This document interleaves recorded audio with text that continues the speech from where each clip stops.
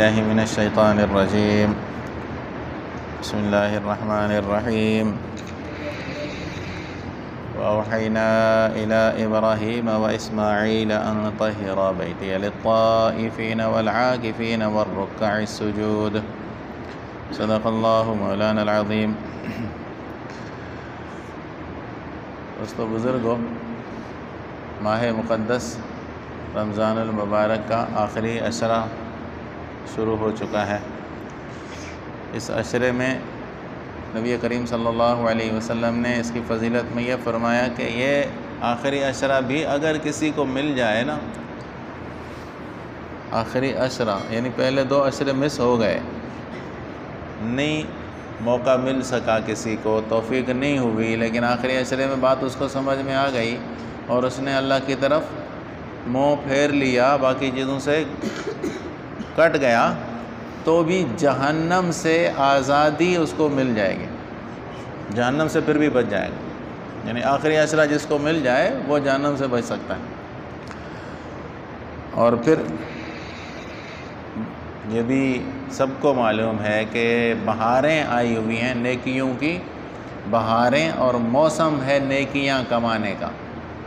ایک نیکی جو ہے نفل وہ فرائض کے برابر ہو جاتا ہے، اور ایک فرض جو ہے نا وہ 70 گنا بڑھ جاتا ہے۔ اور اس مہینے میں ایک عبادت اللہ نے وہ بھی رکھی ہے جو شکلاً اور صورتاً وارفتگی اور عشق اور محبت کا آخری نمونہ ہے۔ ویسے ہمارے دین میں دو عبادتیں ایسی ہیں جو عشق اور محبت کی علامت ہیں۔ ایک ان میں سے حج ہے۔ حاجی جب حج کے لیے جاتا ہے تو سارا کچھ چھوڑ کر دو چادریں باندھتا ہے، دو چادریں باندھ کر نکل جاتا ہے۔ یہ پہلے زمانوں کی بات ہے، آج کے زمانے میں تو بس سمجھ لیں کہ وہ ہر وقت اپنے گھر والوں سے دوستوں سے رابطے میں رہتا ہے، لیکن یہ تو اب کی بات ہے نا۔ پہلے زمانہ تو یہ تھا کہ حاجی رخصت ہو کر نکلتا تھا کہ واپسی میری پتہ نہیں ہو کہ نہ ہو کہ نہ ہو، کوئی پتہ نہیں ہوتا تھا۔ بحری جہازوں میں پیدل لوگ نکلتے تھے، راستوں میں لٹ جاتے تھے، پٹ جاتے تھے، شہید ہو جاتے تھے، لیکن حج کو جاتے تھے، کبھی رکا نہیں حج، اس وجہ سے کہ راستے بدامنی ہے، راستے غیر محفوظ ہیں۔ ہوائی جہاز کے بھی تو گرنے کا ڈر تو ہوتا ہے نا، کسی بھی وقت گر تو سکتا ہے، لیکن کبھی حج اس کی وجہ سے بند نہیں ہوا کہ جہاز کریش ہو گیا تھا اس لیے اب فلائٹیں حج کی بند ہو جائیں گی، ایسا نہیں ہوا۔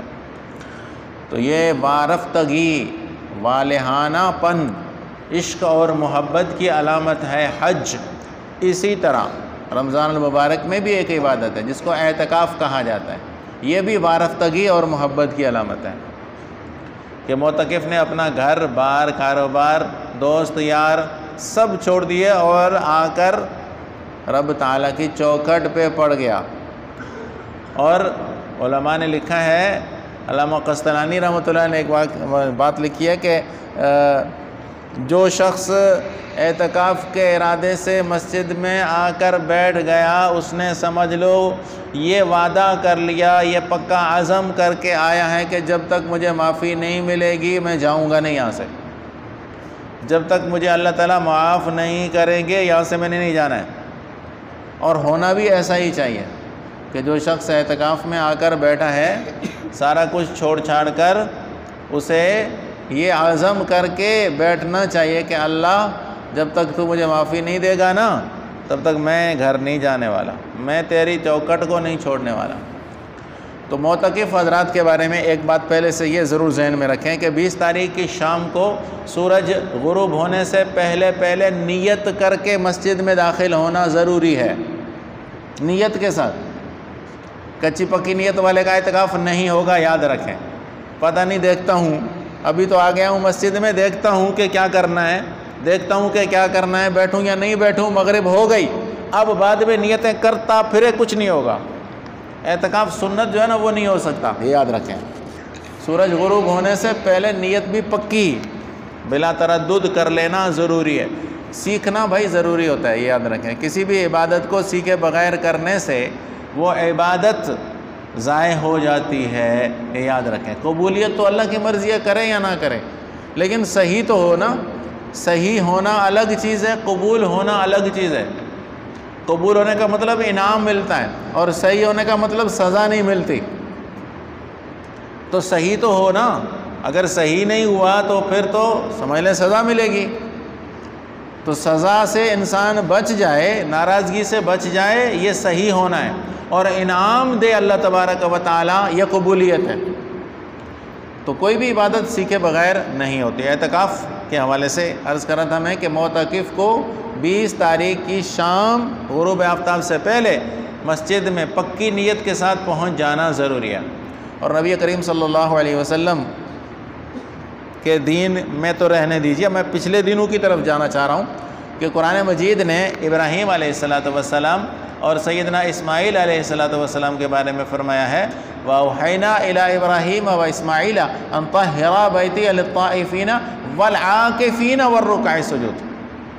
جب بیت اللہ کی تعمیر ہو گئی نا تو اللہ تعالیٰ نے ابراہیم علیہ السلام اور اسماعیل علیہ السلام کو فرمایا کہ اس گھر کو پاک صاف ستھرا کر کے رکھو، طواف کرنے والا آئے تو اس کو بھی تکلیف نہ ہو، جو اعتکاف کرنے کے لیے آئے اس کو بھی کوئی تکلیف نہ ہو، جو نماز پڑھنے کے لیے اس کو بھی کوئی تکلیف نہ ہو، پاک صاف رکھو میرے گھر کو۔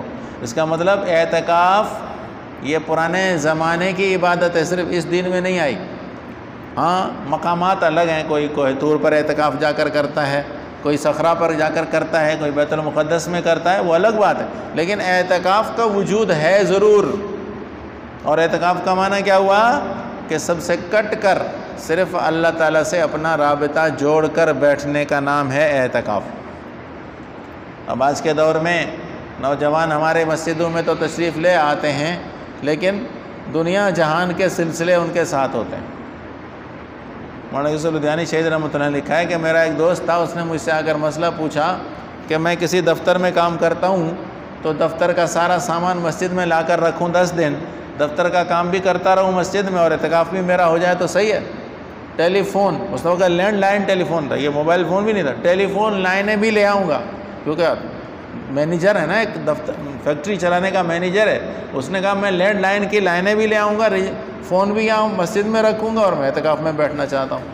تو ساری دنیا کے علاقے اور تعلقات جب جڑے ہوئے ہوں تو پھر اعتکاف کی روح حاصل نہیں ہوگی۔ شکلاً تو اعتکاف ہے کہ انسان مسجد میں بیٹھ گیا، لیکن روح اعتکاف جو اصل مقصد ہے کہ سب سے کٹ کر اللہ کی طرف رجوع کر لیں اور اللہ سے اپنا رشتہ جوڑ لیں، یہ بات اعتکاف کی اصل روح ہے۔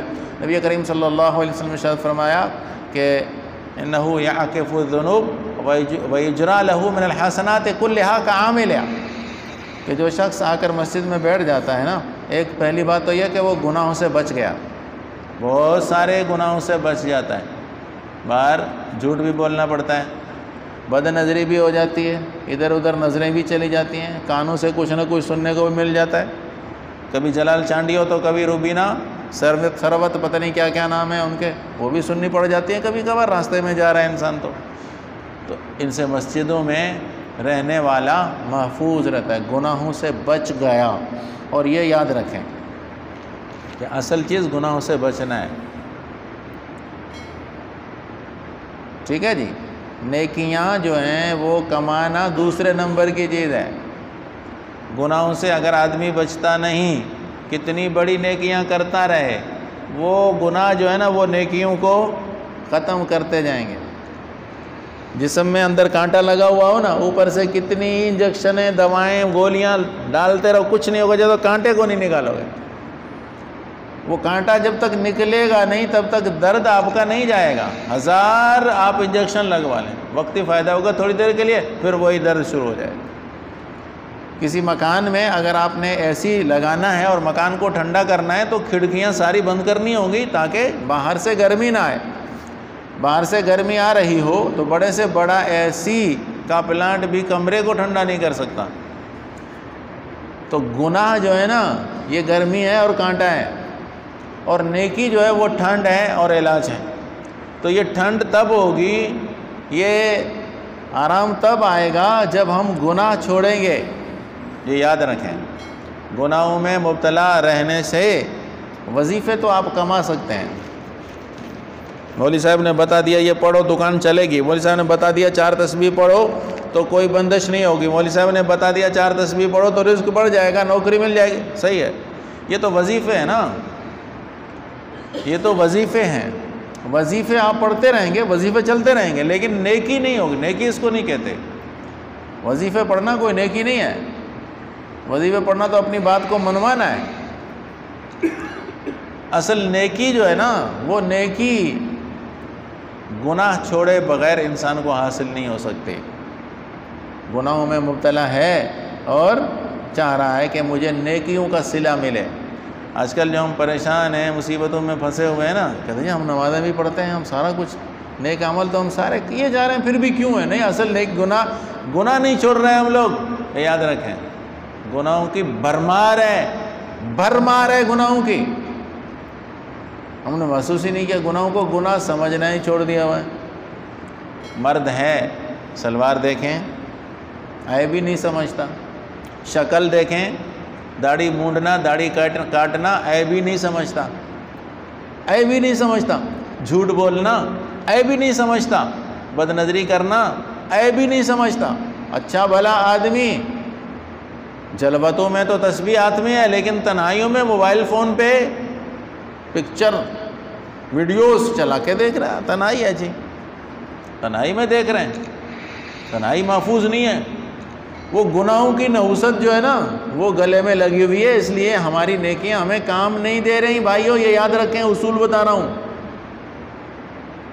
اب اعتکاف میں تو آ کر بیٹھ گئے, بڑی بڑی نیکیاں, ٹھیک ہے, لیکن داڑھی کاٹنے کی عادت ہے, داڑھی مونڈنے کی عادت ہے. کیا کرے گا تمہارا اعتکاف؟ کچھ نہیں کرے گا. بتا دوں, میں ناراض نہیں ہونا, کسی کی میں دل دکھا نہیں رہا میں کسی کا, لیکن ضابطہ اور قانون بتا رہا ہوں کہ کچھ نہیں ہوگا.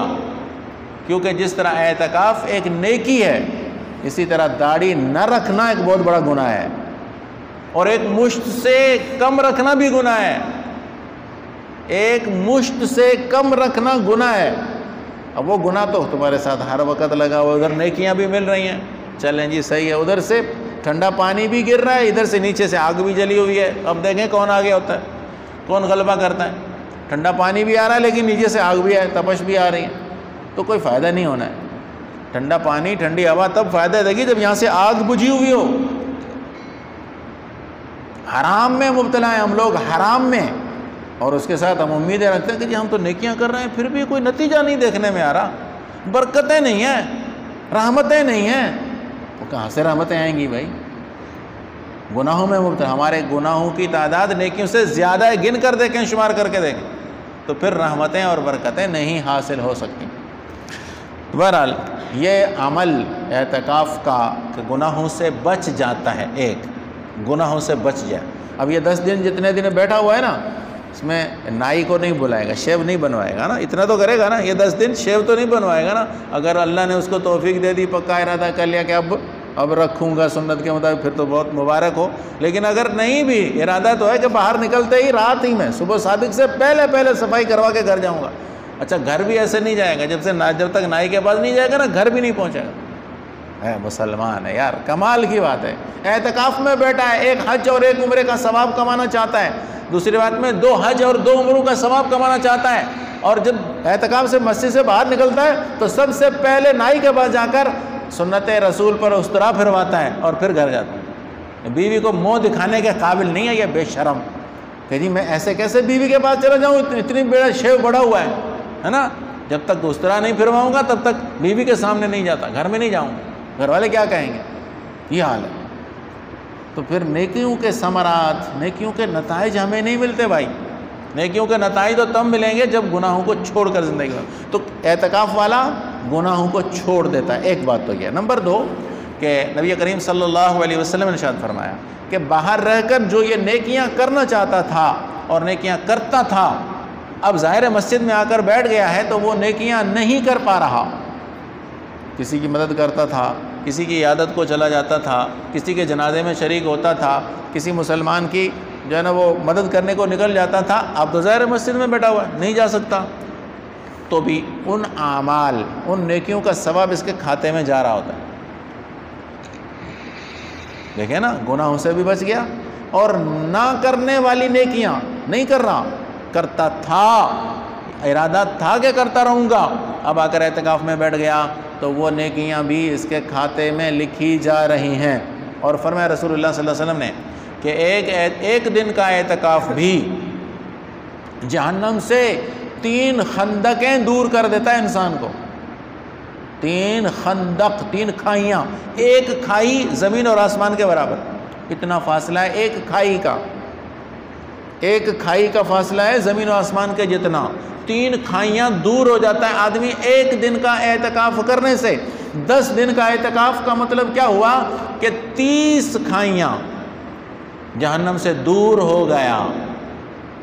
لیکن یہ شرط ہے کہ جہنم کے قریب کرنے والے دوسرے عمل اس نے نہ کیے ہوں گے۔ جب بھی حکیم صاحب نے تو کشتہ مرجان دے دیا تھا کہ کشتہ مرجان کھاؤ گے تو تم 40 سال کے نوجوانی کی زندگی تمہاری واپس آ جائے گی۔ آپ نے مرجان کے ساتھ ساتھ تھوڑا سا زہر بھی کھا لیا کہ جی مرجان تو کھا رہا ہوں، تھوڑا سا زہر بھی اگر آپ نے کھا لیا ہے تو مرجان نے کچھ نہیں کرنا بلکہ زہر نے آپ کو بیمار کر دینا۔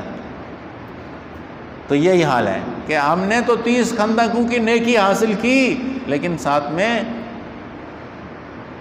جہنم کو قریب کرنے والی چیزیں بھی ہم نے اپنے ساتھ ملائے رکھی، عمل وہی کرتے رہے جو جہنم کے قریب کرتے ہیں، تو پھر اس کا فائدہ نہیں ہونا۔ تیسری بات کہ نبی کریم صلی اللہ علیہ وسلم نے ارشاد فرمایا معتکف آدمی فرشتوں کی مشابہت اختیار کر لیتا ہے 2 چیزوں میں۔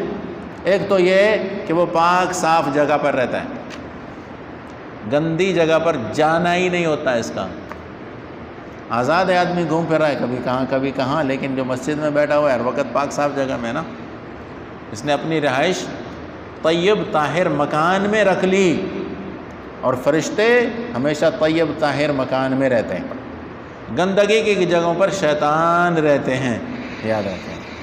جس گھر میں ہمیشہ فلمیں چلتی رہیں، جس گھر میں ہمیشہ ڈانس کے گانے بجتے رہتے ہوں، جس گھر میں اللہ کا نام نہ لیا جاتا وہاں شیطان بسیرا کرتے ہیں، اور جس گھر میں اللہ کا قرآن پڑھا جاتا ہو، اللہ کا ذکر ہوتا ہو، نماز پڑھی جاتی ہو، گھر آنے جانے کی دعائیں پڑھی جاتی ہوں، وہاں اللہ کے فرشتے اور رحمت برسا کرتی ہے۔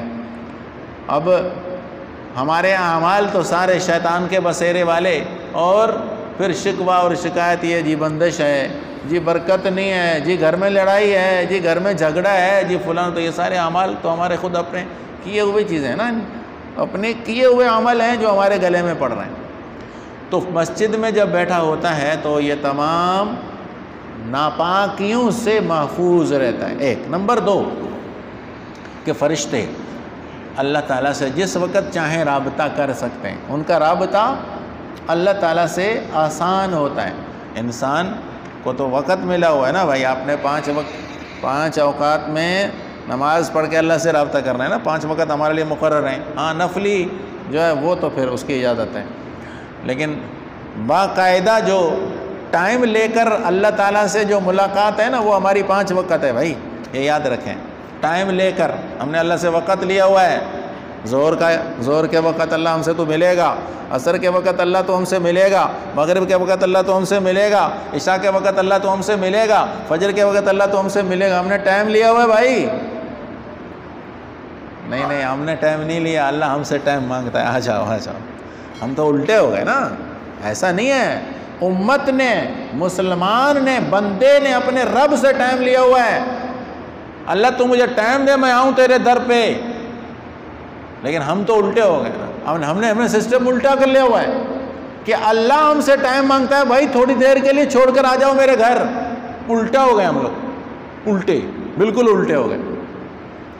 تو اللہ تعالیٰ سے ملاقات، اللہ تعالیٰ سے رابطہ جس طرح فرشتوں کا ہر وقت رہتا ہے، اسی طرح اعتکاف میں بیٹھنے والے کا رابطہ بھی ہر وقت اللہ کے ساتھ رہتا ہے۔ تو گناہوں سے بھی بچ گیا، جو نیکیاں کرنی تھی وہ بھی کر رہا ہے، گویا کہ ثواب مل رہا ہے، اور فرشتوں کی مشابہت ہو گئی، پاک صاف جگہ پہ رہا، اور اللہ تعالیٰ سے رابطے کے حوالے سے بھی ہر وقت اس کا اللہ تبارک و تعالیٰ کے ساتھ رابطہ رہا۔ اور نیکیاں تو حدیثوں میں آیا، جیسے میں نے ابھی عرض کیا کہ 1 حج اور 1 عمرے مقبول کا ثواب، اور ایک روایت میں 2 حج اور 2 عمروں کا ثواب، اور جہنم سے ایک دن کا اعتکاف 3 کھائیاں انسان کو جہنم سے دور کر دیتا ہے۔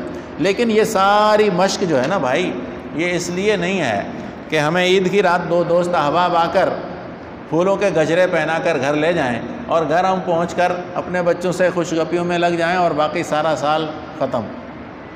یہ مطلب ہرگز نہیں ہے۔ اعتکاف سے اٹھنے کے بعد اپنی زندگی میں انقلاب نظر آتا ہے تو سمجھ لیں کہ آپ کا اعتکاف صحیح ہوا ہے، اور اگر ویسے کے ویسے ہیں جیسے پہلے تھے، اعتکاف کے بعد بھی ویسے ہیں، تو سمجھ لیں اعتکاف کے ثمرات اور اعتکاف کے نتائج، اعتکاف کی جو مٹھاس ہے نا وہ نہیں ملی۔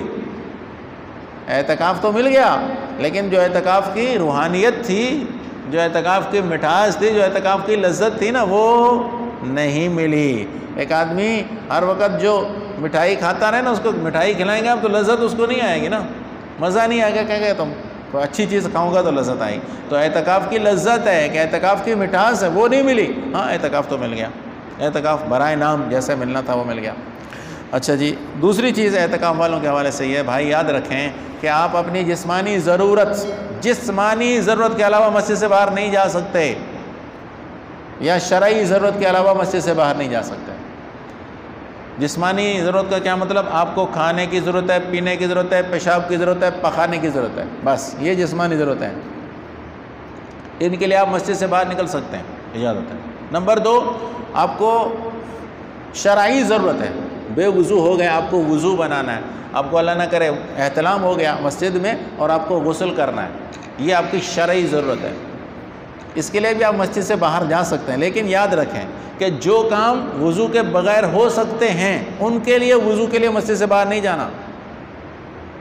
مثال، آپ بیٹا تسبیح پڑھ رہے ہیں، ٹھیک ہے، اب تسبیح کے لیے وضو کرنا ضروری نہیں ہوتا، اچھا ہے لیکن ضروری نہیں، بغیر وضو کے بھی تسبیح پڑھ سکتے ہیں۔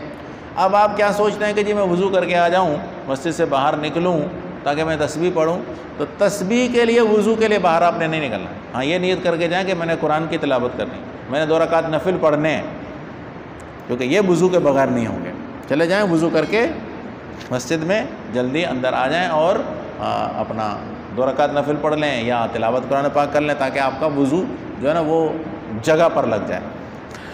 ہاتھ دھونے کے لیے مسجد سے باہر نکلنا جائز نہیں ہے، کلی کرنے کے لیے مسجد سے باہر جانا جائز نہیں ہے، بال بنانے کے لیے مسجد سے باہر جانا جائز نہیں ہے، کپڑے بدلنے کے لیے، غسل کرنے کے لیے مسجد سے باہر نہیں جانا۔ یاد رکھیں، اگر گئے تو اعتکاف ٹوٹ گیا،